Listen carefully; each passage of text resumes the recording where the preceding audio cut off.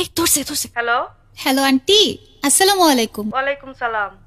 Aunty, sir আজকে আমাদের অনেকগুলো অ্যাসাইনমেন্ট দিছে, কালকেই আবার অ্যাসাইনমেন্ট জমা দিতে হবে। আর অ্যাসাইনমেন্ট জমা না দিলে স্যার আবার আমাদের এক্সাম দিতে দেবে না। স্যার অনেক স্ট্রিক্ট। আন্টি, মার্জান আজকে আমাদের বাসায় থাকুক, থেকে আমরা গ্রুপ স্টাডি করলেই তাহলে কালকেই অ্যাসাইনমেন্টটা জমা দিতে পারবো। মার্জান কই? ও আমার পাশেই আছে আন্টি। ওরে দাও। এই যে বল কেন? হ্যালো মা, বলো। তোর কত বড় সাহস, তুই বাসায় আসবি না এটা আবার তোর বান্ধবীরে দিয়া ফোন কইরা বলাইতেছস?